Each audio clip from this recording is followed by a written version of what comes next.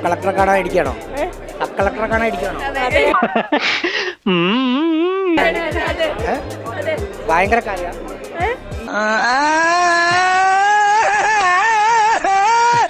വലിയ സംസാരപ്രിയനാണല്ലേ?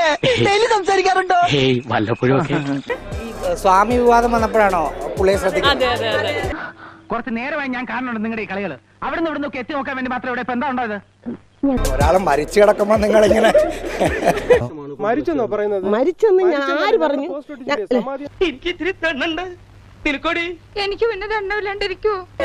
സമാധി വിവാദം വന്നപ്പോഴാണ് ഞങ്ങൾ എല്ലാരും അറിഞ്ഞത്. ഇവളെന്താ ഒരുമാതിരി വാവെടുത്ത പശുവിനെ പോലെ? എവിടെ പഠിക്കും? നീ എന്തിനാ പഠിക്കണേ? ഫൈനൽ ഇയർ LLBക്ക്. അതല്ല ചോദിച്ചത്, നീ എന്തിനാ പഠിക്കണേന്ന്. നീ ഒന്നും പഠിച്ചിട്ട് ഒരു കാര്യമില്ല, വെറുതെ കോളേജിന്റെ പേര് കളയാനായിട്ട്. അയ്യേ, ഞങ്ങളിവിടെ വന്നപ്പോ കൊറേ കുട്ടികള് മാറി കോളേജ് സാറിനെ കാണാൻ. ഒരാണും പെണ്ണ് സംസാരിക്കുന്നതിനിടയ്ക്ക് കയറി ഡോയ് കൂയിന്നൊന്നും ഒച്ചണ്ടാക്കരുത്. Boss continue. ഭയങ്കരമായിട്ട് ആരാധകരാണെന്ന് തോന്നുന്നു. എല്ലാവരോടും നമുക്ക് പറയാനുള്ളത് ഗവർണർ പറഞ്ഞ പോലെ തന്നെ നമുക്ക് 18 to 21 കാറ്റഗറിയിൽ നമ്പർ ഓഫ് വോട്ടേഴ്സ് ഇനിയും കൂടാൻ പറ്റും. എല്ലാവരും വോട്ടേഴ്സ് ലിസ്റ്റിൽ പേര് ചേർക്കുക, എല്ലാവരും അവരുടെ സമ്മതിദായക അവകാശം വിനിയോഗിക്കുക എന്നുള്ളതാണ് നമുക്ക് പറയാൻ. എന്തായാലും താൻ ഇത്രയൊക്കെ പറഞ്ഞ സ്ഥിതിക്ക് ഞാൻ അങ്ങനെ പറ്റില്ല എന്ന് പറയും.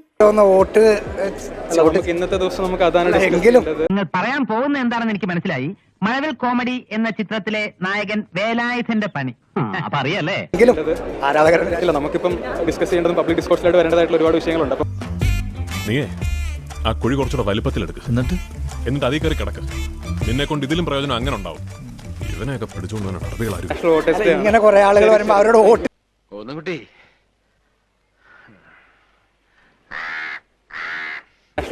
ഇങ്ങനെ കുറെ ആളുകൾ വരുമ്പോ അവരോട് വോട്ടാൻ പറയത്തില്ലേ? നിങ്ങളെ കണ്ടില്ലേ? എന്നെന്തിനാടാ എന്റെ പിടിച്ചിടുന്നത്? ശരി, താങ്ക് യു. 1000 അവാർഡുകളെക്കാളും ഞാൻ വിലമതിക്കുന്നത് നിങ്ങളുടെ ഈ സ്നേഹത്തെയാണ്. നിങ്ങളാണ് എന്നെ വളർത്തിയത്. നിങ്ങൾ തന്ന ഊർജമാണ് ഈ സിരകളിലൂടെ ഒഴുകുന്നത്.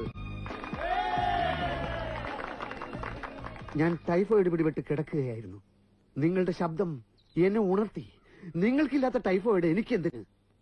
ദയവ് ചെയ്ത് ഇനി എന്നെ വിശ്രമിക്കാൻ അനുവദിക്കൂ. നമുക്ക് കേരളത്തിൽ വെച്ച് കാണാം. Good bye.